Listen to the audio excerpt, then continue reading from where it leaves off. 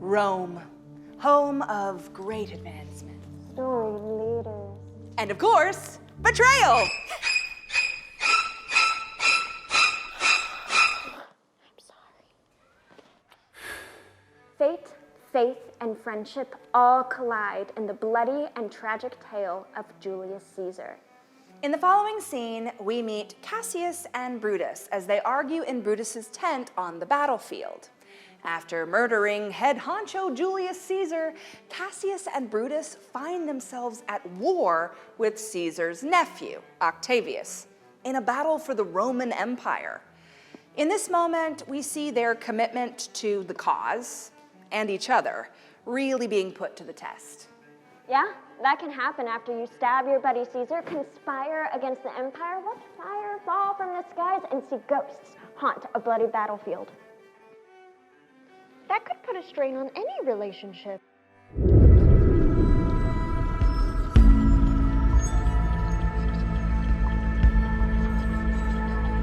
In a moment, pause the video. Imagine your best friend or someone you're close to. Bunny. Sure, your bunny. Next, you'll want to... Actually, Bunny is the name of my dog. Whatever works for you. Put yourself in Brutus and Cassius's shoes. You've worked together for a long time, you've become close, and now you're experiencing conflict like never before. Now take a moment to free write or discuss with your class. Imagine a conflict with your best friend. What situations, conflicts, and feelings come up for you? Remember these emotions. Shakespeare's characters were humans, just like we are. And they experienced emotions just like we do too. Now get yourself prepared to engage with the material, and we'll see you back in a second. It's been said that conflict is at the root of all drama. And today we have a scene that gives us quite a bit of conflict. You've already heard about the setup for this scene. Julius Caesar. We've got Brutus and Cassius. They've been in different parts of the battlefield, and now they've come together to try to settle their differences. So today, we have a couple of great actors here. Why don't you introduce yourself?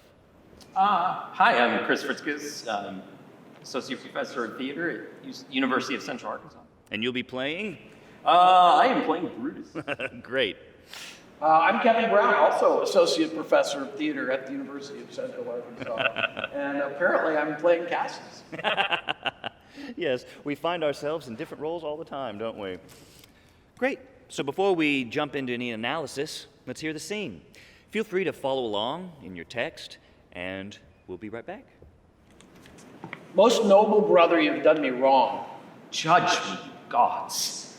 Wrong I mine enemies? And if not so, how should I wrong a brother? That you have wronged me doth appear in this. You have condemned and noted Lucius Pella for taking bribes here of the Sartars, wherein my letters praying on his side, because I knew the man, was slighted off. You wronged yourself to write in such a case. Such a time as this is not meet, that every nice offense should bear his comment. Let me tell you, Cassius, you yourself are much condemned to have an itching palm, to sell and mart your offices for gold to undeservers. And I am itching palm? You know that you are Brutus that speaks this, or by the gods, this speech were else your last. The name of Cassius honors this corruption. Chastisement doth therefore hide his head. Chastisement? Remember March? The Ides of March, remember? Did not great Julius bleed for justice' sake? What villain touched his body that did stab and not for justice? What, shall one of us that struck the foremost man of all this world, but for supporting robbers, shall we now contaminate our fingers with base bribes and sell the mighty space of our large honors for so much trash as may be grasped thus? I had rather be a dog and bay at the moon than such a Roman. Brutus, bait me not. I'll not endure it. You forget yourself to hedge me in. I am a soldier, I, older in practice, abler than yourself to make conditions. Go to. You are not Cassius. I am. I say you are not. Urge me no more, I shall forget myself. Have mind upon your health. Tempt me no farther. Away, slight man. It's impossible. Hear me, for I will speak. Must I give way and room to your rash choler? Shall I be frighted when a madman stares? You gods, must I endure this? All this, aye, more. Fret till your proud heart breaks. I'll use my mirth. I'll use you for my mirth. Yea, for my laughter when you are washed. Come to this? You say you are a better soldier. Let it appear so. Make your vaunting true, and it shall please me well. For mine own part, I shall be glad to learn of noble men. You wrong me every way. You wrong me, Brutus. I said an elder soldier, not a better. Did I say better? If you did, I care not. When Caesar lived, he durst not thus have moved me. Peace, peace. You durst not so have tempted him. I durst not. No. What, durst not tempt him? For your life, you durst not. Do not presume too much upon my love. I may do that I shall be sorry for. You have done that you should be sorry for. I love this scene. I love it so much. So, in Macbeth, we talked about shared lines and how that quickens the pace. It ups the urgency. People are sharing each other's thoughts and finishing each other's sentences. Here, we get to hear it straight from the first read, that the rhythm keeps going, just like an argument that you might have in real life. So let's open this up a little bit. What's one of the defining characteristics that you feel is present during this scene? From the very beginning all the way through the end. I'd say repetition. Mm-hmm. Yeah, let's look at this. Oh, go ahead, Chris. The way in which that happens, it's just like a hammer. Yeah. Jumping on each other's words, the sense of one-upping each other and using each other's words against one another. Right.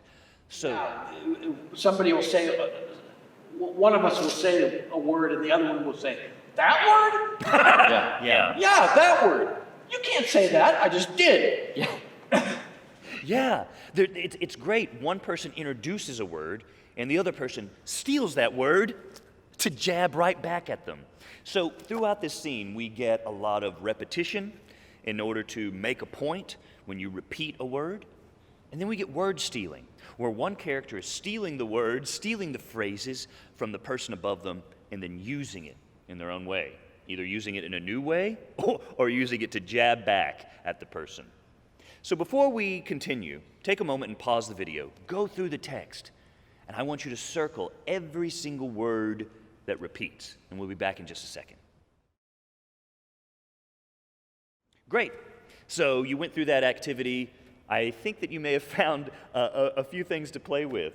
So as we go through here, let's start from the top again and then stop. And I want to discuss just a little bit more about how you're addressing one another here at the very top. So let's go from the beginning of the scene until, let me tell you, Cassius. Most noble brother, you have done me wrong. Judge me, gods. Wrong I mine enemies? And if not so, how should I wrong a brother? That you have wronged me doth appear in this. You have condemned and noted Lucius Pella for taking bribes here of the Sardes, wherein my letters, praying on his side because I knew the man, was slighted off. You wronged yourself to write in such a case. At such a time as this, it is not meet that every nice offense should bear his comment. Great. Oh boy, it's so fun. So what stuck out to you two about either repetition or the way that you're addressing one another here at the top? Well, I've got this sense of brother. I mean, the word brother is used. Right.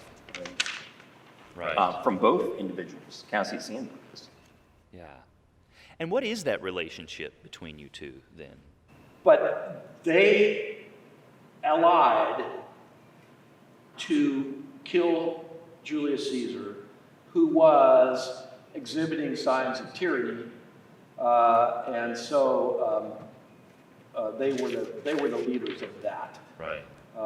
And they have this, as Brutus reminds Cassius, they have this.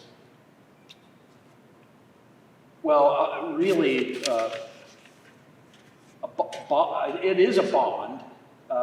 It's a fraught sort of a bond. And so they they were friends, very close, and not so much. Not so much right now. What about you, Chris? Yeah, I mean, you can. It comes in with some friendliness. It seems like, with Cassius and most noble brother. Mm-hmm. But then it goes to an accusatory you right away, in that form of address there, in terms of you have done me wrong. So it's sort of, you see maybe a relationship at play within the text, and then it goes right to the accusation, and it feels like Brutus. It feels like I can see that. I think he's as Brutus being a person of logic. Yes. I love that, Chris, because it almost seems like there's two things at stake here. It's not just what you're fighting about, as any person in a relationship knows. Right. It's about the relationship. Yeah, that's right. As well. Where do we stand with one another? So just as you said, it begins with my most noble brother. You messed up. So not only are we questioning the actions of the other, we're questioning who the other is. It's interesting because we start with the word brother, and we're all familiar with the term blood brother.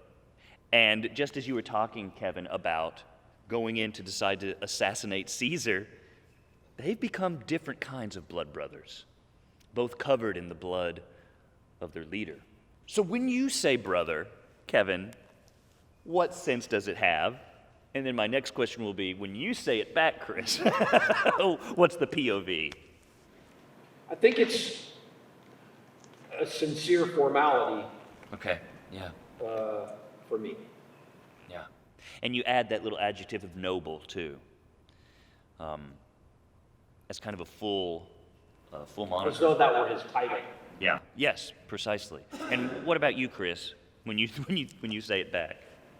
Well, it's interesting when he says "wrong I mine enemies." Wrong I mine enemies is the sense that that's who I wrong, and if that's not true, how should I wrong a brother? So it's playing off of exactly what Cassius was talking about. And that's where I go with the idea that I think he's pretty good at Brutus is pretty good at the wordplay and can see through what Cassius is doing, and so it's sort of taking that almost flippant kind of formality that Cassius may be doing and taking it into maybe a deeper sense of enemies versus brother, which gets into later in the scene in terms of who we are and what we did, and the real idea of what a brother can do. Yes.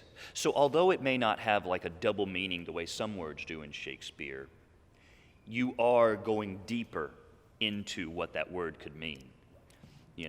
Not just brother as in brother in arms or we're partners, but juxtaposing it with enemies, saying, judge me, you gods, wrong are my enemies. If not so, how should I wrong a brother? Almost setting him up to say, which side are you going to be on? Because I don't wrong brothers, but people that are my enemies, I have to treat differently.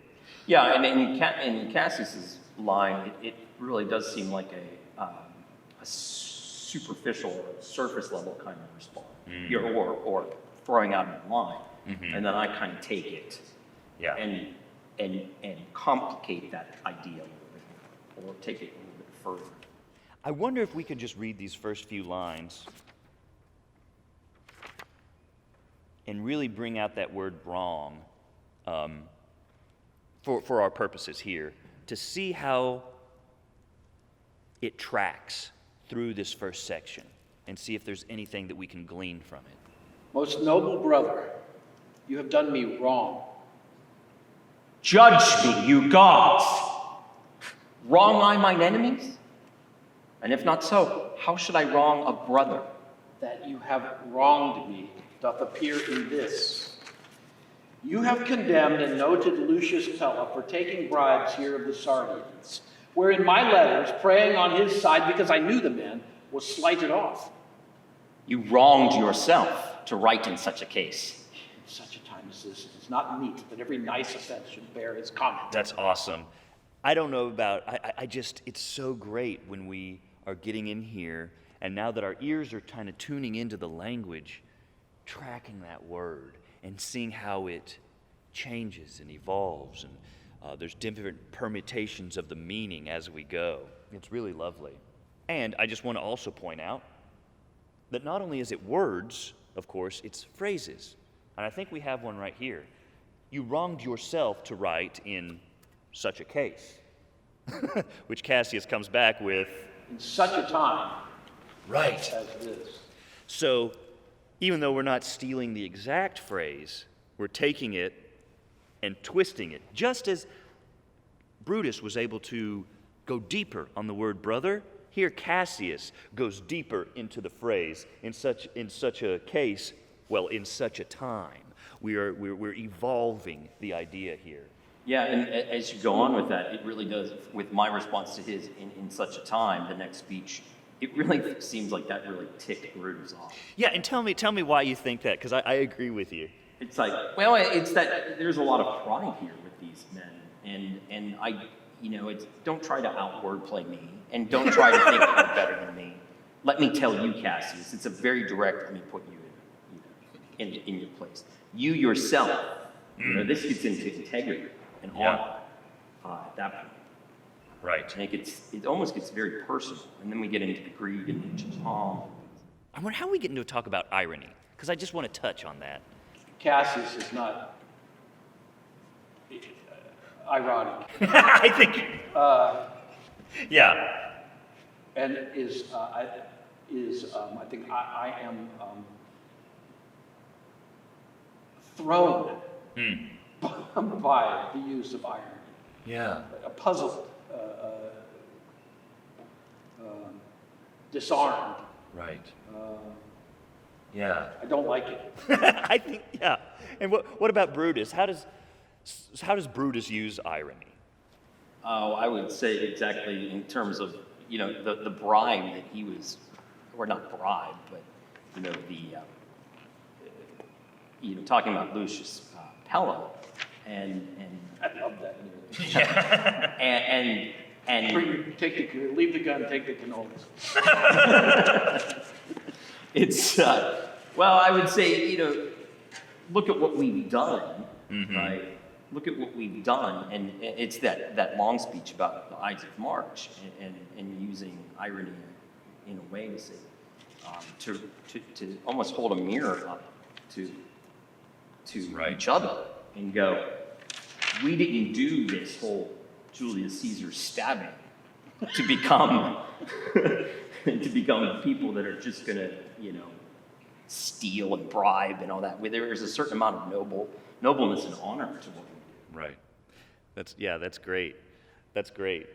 I think that's part of the reason, going back to that spot that we left off, in such a time as this, almost giving an excuse. Well, we have to do this now, and these kind of circumstances, it's not a huge deal. But in my response, let me tell you, Cassius, you yourself, even if you look at some of the lines and the way they're constructed, you can tell that Brutus is thinking on his feet because he's been kind of rattled by that lack of honor. Yeah. Throughout the script, this is kind of the first scene we hear him say, all right, let me tell you something. All right. And then he says, all right, hear me. He says that later. Rather than going into his stoic intellectual kind of cover. Let's keep going from somewhere around in there. Where's a good place to to pick up? Let me tell you, Cassius. Yeah. Great. Let me tell you, Cassius, you yourself are much condemned to have an itching palm, to sell and mart your offices for gold to undeservers. I an itching palm? You know that you are Brutus that speaks this. Or by the gods, this speech were else your last. The name of Cassius honors this corruption, and chastisement doth therefore hide his head. Chastisement? Remember March, the Ides of March, remember? Did not great Julius bleed for justice' sake? What villain touched his body that did stab and not for justice? What shall one of us that struck the foremost man of all this world but for supporting robbers? Shall we now contaminate our fingers with base bribes and sell the mighty space of our large honors for so much trash as may be grasped thus?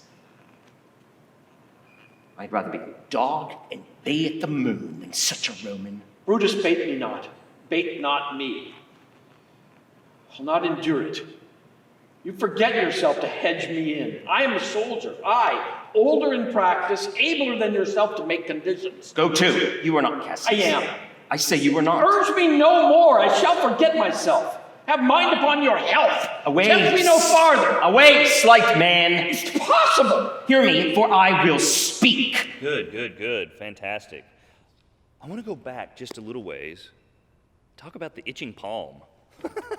What is an itching palm?